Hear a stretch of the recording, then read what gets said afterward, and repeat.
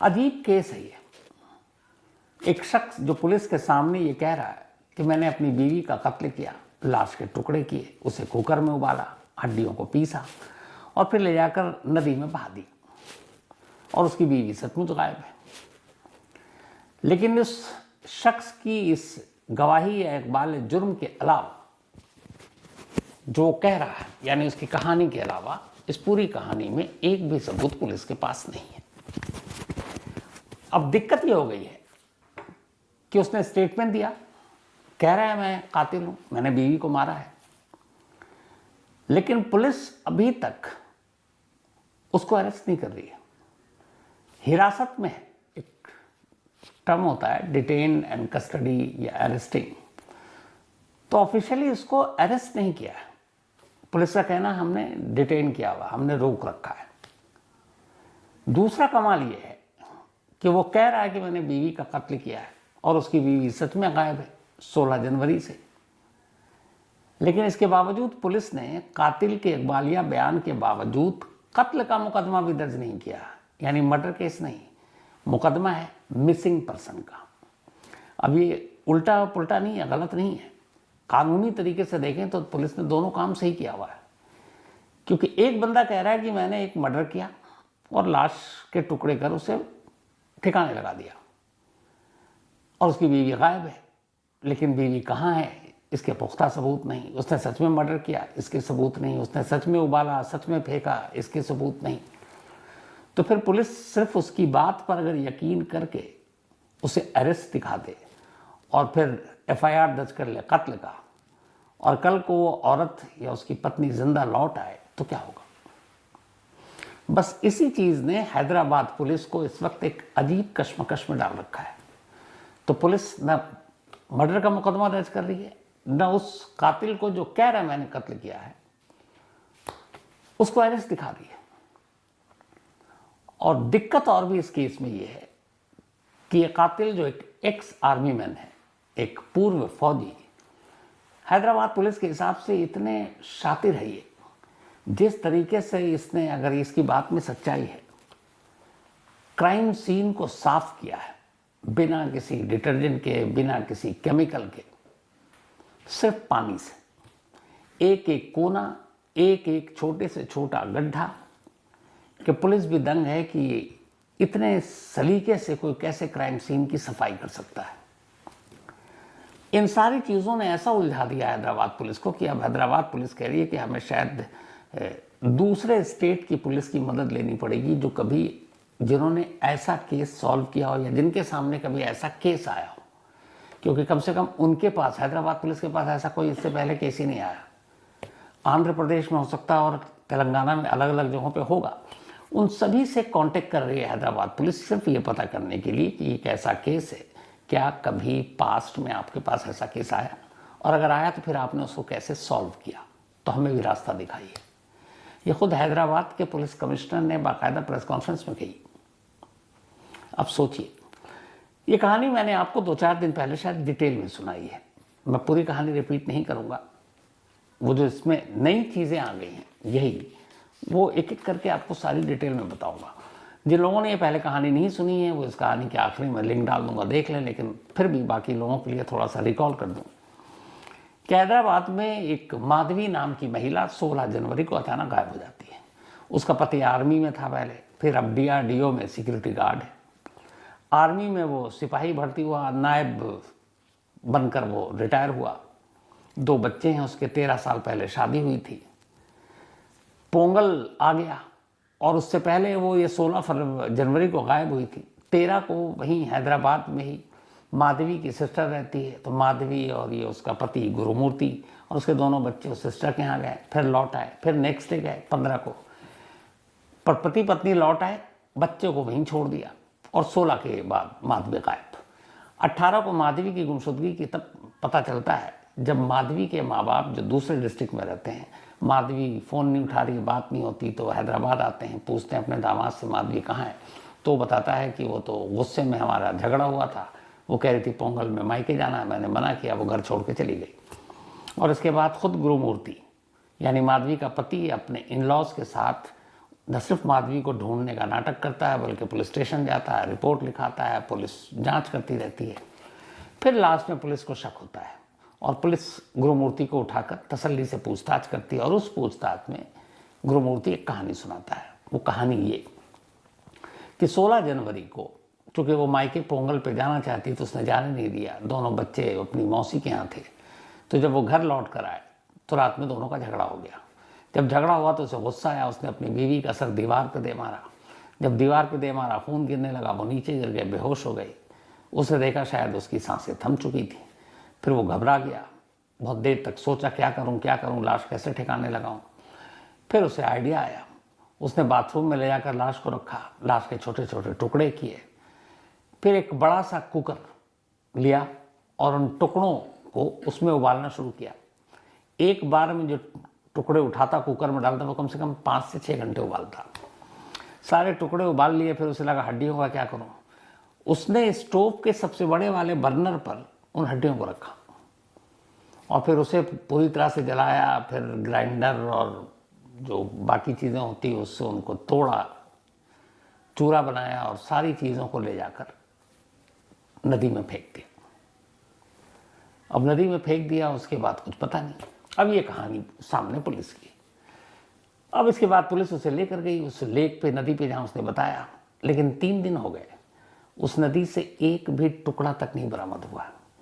नदी में मछलियाँ हैं, नदी का पानी का बहाव बहुत तेज़ है और अब जैसे जैसे दिन बीत गया पुलिस को उम्मीद कम है कि कुछ मिलेगा। अब अगर एक भी टुकड़ा नहीं मिला तो गुरुमूर्ति की कहानी अदालत में कैसे खड़ी होगी। यही हैदराबाद पुलिस को टेंशन दे रही है। खैर, फॉरेंसिक टीम लेकर पहुंची गुरुमूर्ति के उस घर में पुलिस, और वहाँ फॉरेंसिक टीम ने अपनी इन्वेस्टिगेशन की। उन्होंने उस कुकर को भी उठाया, उन्होंने उस बर्नर को भी उठाया, उन्होंने उस चाकू जिसके बारे में उसने कहा उसको भी उठाया, बाथरूम के पाइप, उन सब जगह पे तलाशी ली और सारे सबूत लेकर चले गए। लेकिन फॉरेंसिक टीम ने अपनी रिपोर्ट जो शुरुआती, अभी वो रिपोर्ट आई नहीं है कि उसमें कुछ है भी कि नहीं सबूत। पुलिस को ये बताया फॉरेंसिक एक्सपर्ट्स ने कि उन्होंने बहुत सारे क्राइम सीन देखे, लेकिन यहाँ जिस तरीके से वो बता रहा है कि उसने इस तरीके से कत्ल किया, फिर टुकड़े किए, फिर कुकर में डाला, पूरे घर का कोना कोना ऐसा उसने साफ किया था जैसे कोई महारथी ही कर सकता है, जिसे मतलब बेसिक पता, उसे ये भी पता हो कि जब फॉरेंसिक टीम आती है तो एविडेंस कहाँ कहाँ से कलेक्ट करती है, क्या क्या ऐसी चीज़ें हैं जहाँ से साफ सफाई करने के बाद, धोने के बाद भी कुछ चीज़ें रह जाती हैं। एक एक चीज़ उसने मतलब तसल्ली से उसकी सफाई की है। अब फॉरेंसिक टीम को वहाँ से कोई नमूना मिलेगा भी कि नहीं मिलेगा, इसकी उम्मीद बड़ी कम है। अब नहीं मिला तो क्या होगा। तो हैदराबाद पुलिस ने कहा इसी सवाल के जवाब में कि हम टेक्निकल एंड फॉरेंसिक 2 एविडेंस का इस वक्त सहारा लिए हुए हैं और इन्हीं से हमें उम्मीद है। टेक्निकल सर्विलांस का मतलब ये हुआ कि माधवी एक तो कहाँ है, माधवी का मोबाइल, गुरुमूर्ति के मोबाइल, इसके ज़रिए लोकेशन, आखिरी लोकेशन, इन दोनों के बीच में ऐसा कुछ था, उसके बाकी जो पहले के चैट्स।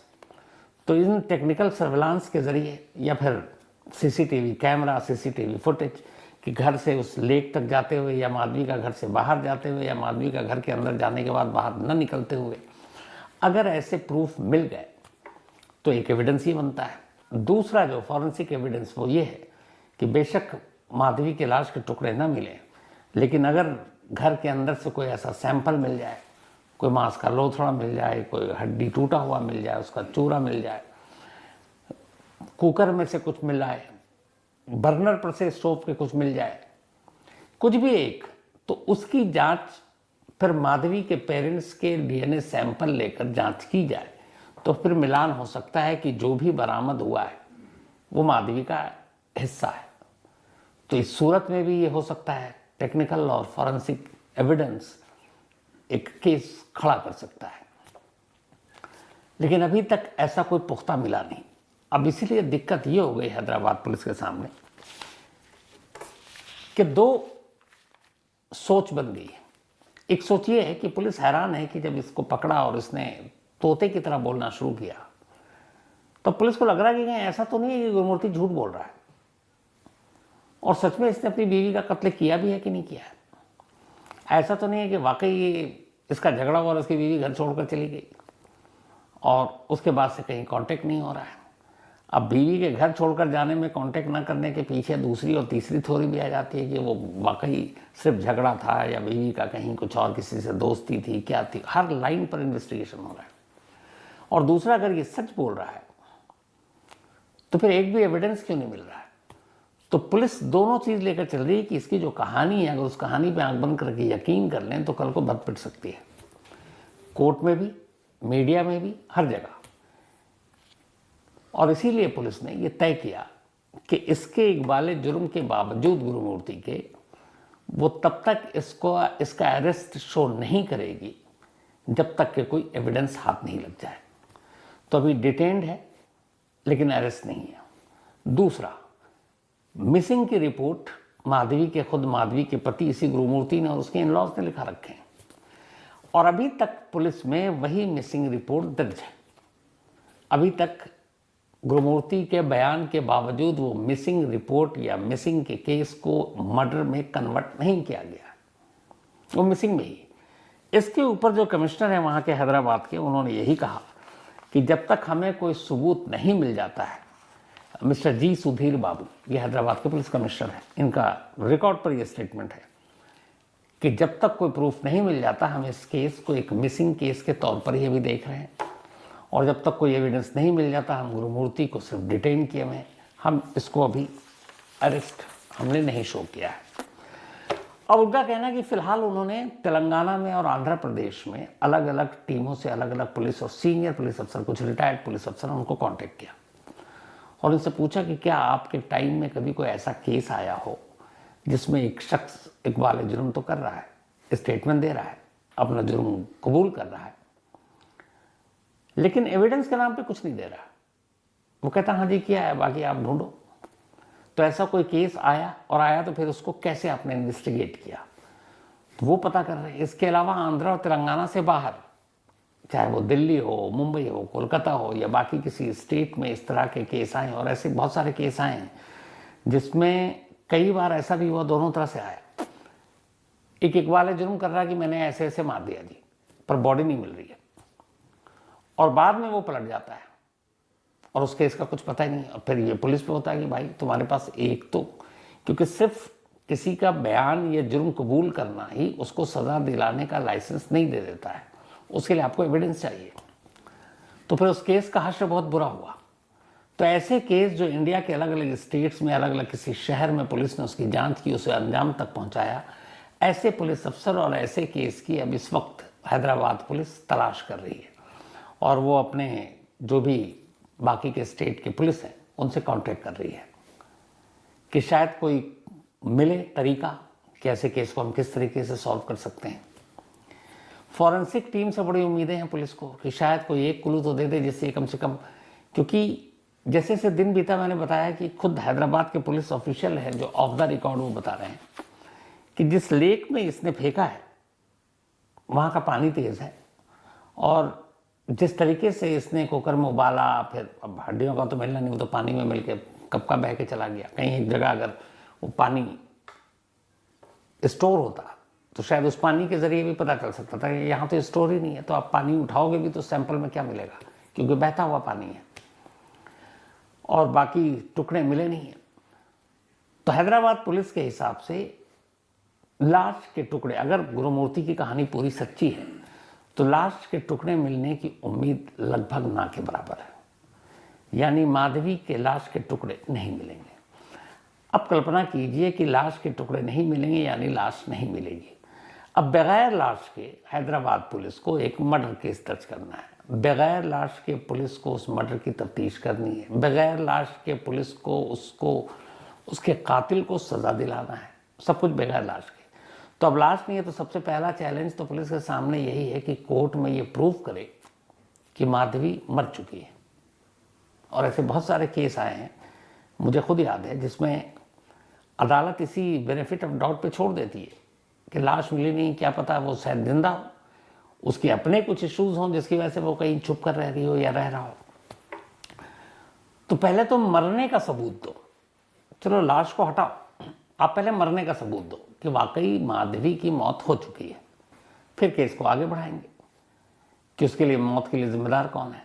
तो यहाँ हैदराबाद पुलिस के सामने सबसे बड़ा चैलेंज यही है कि पहले माधवी की मौत का सबूत देना है, और जब मौत का सबूत देंगे तो फिर गुरुमूर्ति के ऊपर आएगी बात कि उस मौत का जिम्मेदार ये इसने कत्ल किया। फिर मोटिव आएगा, फिर मोटिव के साथ उस कत्ल से जुड़ा हुआ एक भी एविडेंस या सबूत, चलो लाश नहीं है लेकिन सर्कमस्टेंशियल एविडेंस बहुत कई मानों में कई बार इंपॉर्टेंट हो जाता है।